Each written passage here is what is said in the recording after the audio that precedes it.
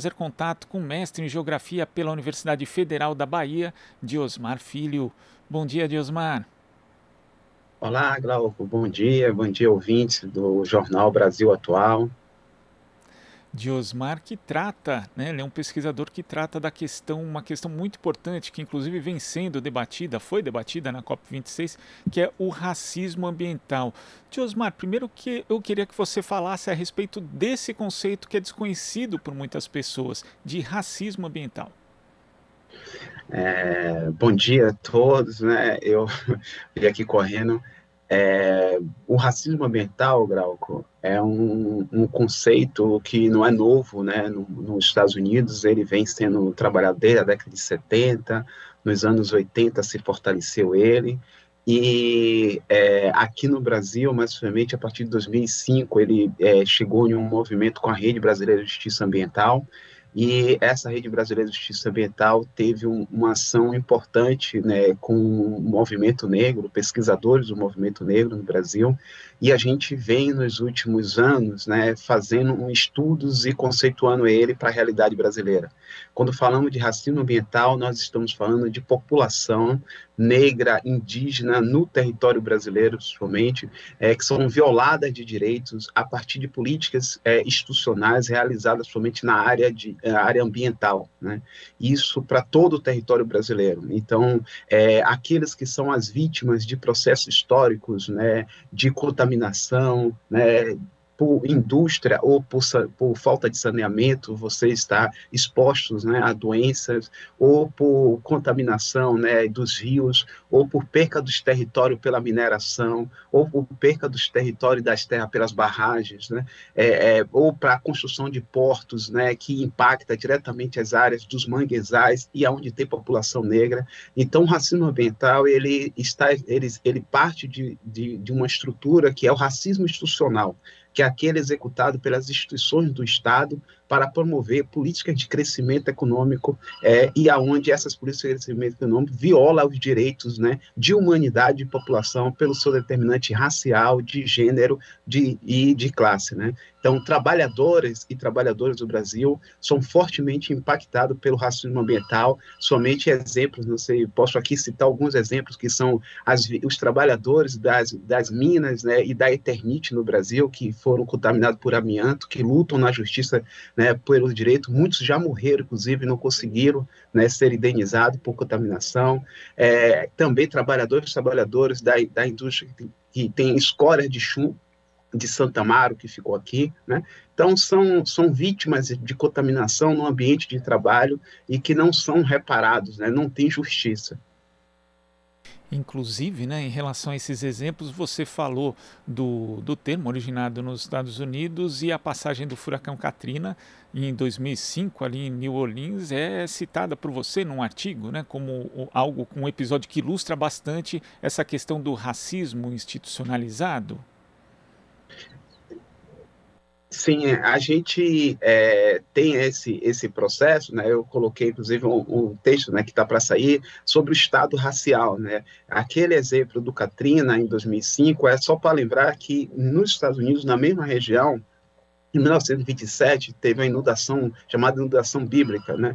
Que um pesquisador geógrafo, que é o Cray Wood, ele faz um registro sobre essa inundação e como foram colocadas as pessoas negras em condições de desumanidade, né? Alagadas, tomadas pela água, mas colocada dentro dos espaços que era da Cruz Vermelha, mas com o fuzil da polícia na cabeça, para não subirem o morro e ocupar os espaços onde estava a população branca. Os Estados Unidos têm os melhores sistemas de monitoramento climático no mundo, mas o Delta Mississippi, a população negra morre a cada furacão, isso no início do século passado, no início desse século, se repete as mesmas questões nos mesmos lugares e as políticas do Estado é tratada do mesmo jeito. É como no Brasil, quando você teve aquele caso aqui, que é o Morro do Bumba, né? Em Niterói, quando teve o desastre em Niterói, que morreu várias pessoas, e houve uma mobilização nacional de um programa nacional de alerta, de defesa civil, e a gente percebe que entre 2011 e 2012, e agora que vai completar daqui a pouco 10 anos, ou já completou, se foi 2011, a gente vê se repetir os desastres, né? Por quê? Porque onde acontece o desastre são áreas onde tem um determinante racial, né, que é a violação do reconhecimento de humanidade das outras pessoas. Então, esse artigo, inclusive, trazer o Nova Orleans é justamente para mostrar de que o Estado é racial, né, em implementar políticas públicas a partir do seu determinante, que é pensar quem tem direito à humanidade. Agora, diante das mudanças climáticas, a gente vê aí que alguns povos, né, alguns grupos que já são socioeconomicamente mais vulneráveis devem sofrer ainda mais, né, incluindo aí povos originários, países também do continente africano. Então, essa questão da justiça ambiental, né, diante das mudanças climáticas, ela se relaciona ainda mais com a justiça racial mesmo? A gente estava agora na COP participando, e esse foi um dos grandes debates nossos, né, na COP. A gente parte do princípio de que você discute justiça ambiental a partir das desigualdades raciais, né? Então, para que você alcance um debate de justiça, né, é preciso que primeiro a gente debata quais são as condições que foram postas em igualdade para todo mundo, né? A gente não tem condições de igualdade de vida nos espaços, nem da cidade, nem do campo, né? Há um determinante racial e de gênero que coloca as pessoas em espaços, né, em segregação dentro dos espaços, urbano e rural. E esse é um ponto, né, que tem uma concentração de ações que precisa ser vista quando você fala em justiça climática, justiça ambiental, ou todas aquelas ações que vão ser de adaptação e mitigação das mudanças climáticas. Não pode ser, em um país tão racista como o Brasil, você partir para um processo de discussão sobre justiça climática, justiça ambiental, todos são vulneráveis às mudanças climáticas. A gente, quanto pesquisador, concordo, para todo mundo dentro do planeta Terra. Mas a carbonização do que elevou a esse momento que a gente está vivendo, que é uma carbonização acelerada pelas ações humanas, elas foram baseadas em uma desigualdade racial. Então, a gente primeiro precisa partir de reconhecer as desigualdades raciais para partir para um processo de justiça e alcançar todos os vulneráveis do planeta, né? Então, essa é uma questão que, para as populações vítimas dos processos de genocídio na América, com a formação, né, essa colonização que a gente teve do Alasca à Patagônia, e a exploração no continente africano, que se mantém na atualidade com a mineração, com petróleo e outras coisas, são impactados, né? Aonde se sofre mais, né? As ilhas, né? Nova Papua, Nova Guiné, né? no Pacífico, tem vários lugares onde as populações estão sofrendo os impactos e a sua participação é uma participação por desigualdades raciais, né? Não é uma participação em direito. Agora, falando do caso específico do Brasil, o racismo ambiental está presente em muitos aspectos, né? Porque desde, por exemplo, da construção de uma barragem no interior da Bahia, que pode afetar ali ou povos indígenas ou quilombolas, até mesmo a falta de saneamento nas áreas de periferia das grandes cidades. Então, ele, assim como o racismo é muito presente no Brasil, o racismo ambiental também se faz presente em todo o território? Eu sempre digo que se a gente reconhece que existe o racismo, a gente reconhece que existe o racismo ambiental, né?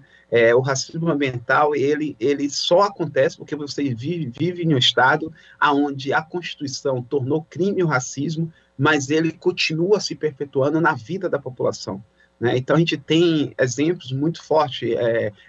As barragens do São Francisco, que foram construídas na década de 70, né, 60, 70, para alimentar o Sistema Nacional de Energia, ela tem o seu Jaime Cupertino, digo, eu fui traficado para São Paulo, né? Porque várias pessoas não tiveram esperança de viver na Caatinga para se mudar para os grandes centros como São Paulo, para poder trabalhar com construção civil, viver outras coisas e deixar a terra, porque não tinha água, né? A indústria era chamada indústria da seca.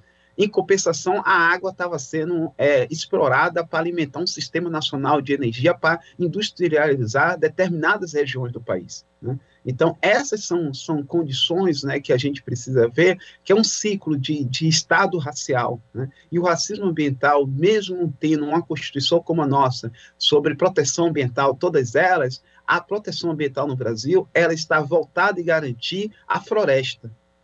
ela é conservadora, ela é da preservação, ela não consegue dar um salto que é uma política que não é essa que a gente quer, que é de um governo federal genocida que destrói um sistema ambiental, um sistema de recursos hídricos. A gente está falando da política pública como deve ser efetivada, que é uma política pública de reconhecer o direito das pessoas à terra, ao território e ancestralidades, né? Então a gente vive no campo, terras indígenas, territórios quilombolas impactados pela mineração, por barragem, né?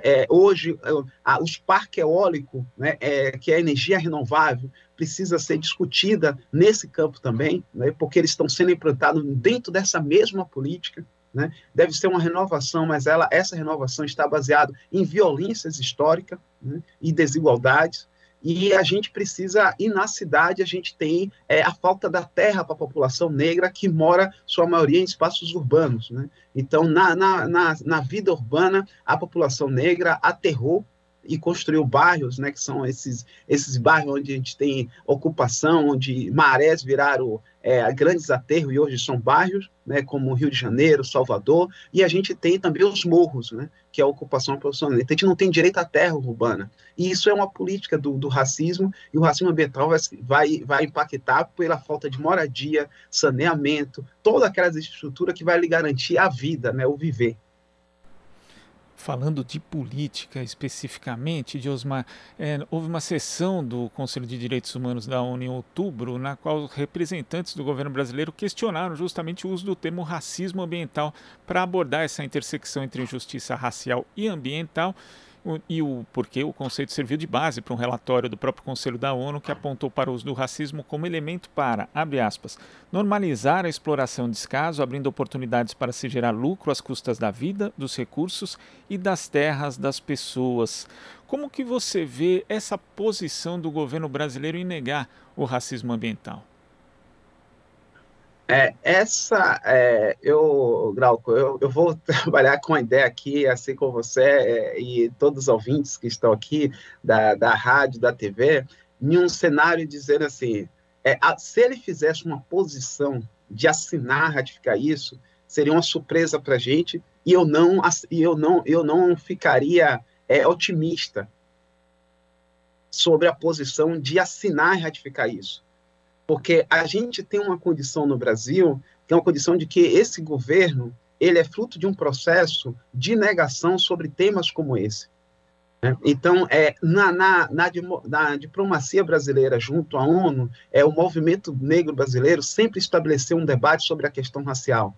A gente está vivendo a Declaração de Durban, né? A gente está alcançando aqui a Declaração de Durban, assinada em 20 anos, em 2021. A gente tem o plano da década dos afrodescendentes, que começou em 2015 e acaba em 2024, né? São 10 anos, e a gente não vê efetividade. Eu sempre digo que esse governo, ele apresentou na ONU o que ele é. Agora a gente tem um Brasil com 27 unidades federativas e a gente tem mais de 5.700 municípios. Eu sempre pergunto, em todas as reuniões que eu vou, qual é o município no Brasil ou qual é o governo estadual que assumiu que tem racismo ambiental. Então, eu não estou livrando esse governo racista, genocida. Eu estou dizendo que a gente tem que aproveitar esse momento para discutir se os governos estaduais também, né, acompanha essa posição dele e os prefeitos do país e as prefeitas, né? Então a gente precisa avançar nesse debate, né? Porque esse governo sai, mas a gente tem ciclos desse racismo ambiental dentro do Brasil e a gente precisa fazer um debate sobre ele de responsabilização do Pacto Federativo. Né? Os estados e municípios também são responsáveis por políticas ambientais. Se ele nega, eu quero que os governadores e as governadoras, os prefeitos e as prefeitas, aceitem o racismo ambiental nas suas políticas, né? Se posicione também. E é importante, no caso, não só prefeitos, governadores, deputados, parlamentares, de uma forma geral, entenderem e incluírem, né, essa questão do racismo ambiental na pauta, mas também outros aspectos, o sistema de justiça, por exemplo, né, o próprio Ministério Público, que de alguma forma tem trabalhado, né, o Ministério Público Federal, mas é preciso também entender melhor, compreender melhor, para poder agir contra o racismo ambiental, Diosmar. Sim, é preciso, né? A gente está em uma fase de mergulhar nesse tema, né? A gente está precisando. Essa posição negacionista do governo federal possibilitou abrir um grande debate. A gente foi para a COP, né, 26, com esse debate muito forte, há muitas reportagens, há um posicionamento muito forte na sociedade brasileira, de vários movimentos, vários setores, né, da mídia que fala sobre racismo ambiental, mas isso não é um evento. Isso não pode ser para um evento em uma posição de momento sobre um governo. A gente precisa entender o que aconteceu com a barragem no Rio Madeira, a barragem das terras dos Muducuru, a barragem no Xingu. A gente precisa entender o debate todo que acontece em São Paulo, né, com as violências, né, contra as populações que não têm o direito à terra, que têm suas casas, né, vira e mexe, uma favela pega fogo dentro da cidade de São Paulo. Né, a gente precisa fazer um debate. Isso está no campo do racismo ambiental. Isso está no campo da negação do direito à cidade às pessoas. Né? E isso precisa ser um debate do sistema de justiça que tem avançando, um debate sobre o racismo, mas o racismo ambiental é algo que ainda está longe de muitas esferas. Né? Ele demorou para ser uma parte do debate na pesquisa acadêmica, demorou para ascender a um debate como esse que teve na ONU, né? É um debate assim, muito forte, e agora a gente está em uma fase que é trazer ele para a agenda pública do Estado brasileiro. E a gente não está falando em desfazer legislação, a gente está falando que as legislações e as punições, né, aquilo que é construído dentro do sistema ambiental brasileiro, não pode ser feito contra a vida das populações e mantendo o estado racial. Se há uma denúncia sobre racismo ambiental, é porque existe um estado racial estabelecido no acesso aos bens, né, da nação. E isso todos legislam ou gestam em favor dessas políticas que violam direitos territoriais, corporais de populações negras e indígenas. E os mais impactados são mulheres negras indígenas no Brasil por essas políticas. Então, há uma estrutura a ser debatida nesse país sobre esse tema. Diosmar, queria agradecer a sua participação aqui no Jornal Brasil Atual e até a próxima. Ok, obrigado a todos, né? Foi um prazer. Espero que a gente possa avançar nesse diálogo em outros momentos. É isso aí, esperamos também. Conversamos aqui com o pesquisador mestre em Geografia pela Universidade Federal da Bahia, Diosmar Filho. Você está ouvindo Jornal Brasil Atual. As notícias que os outros não dão.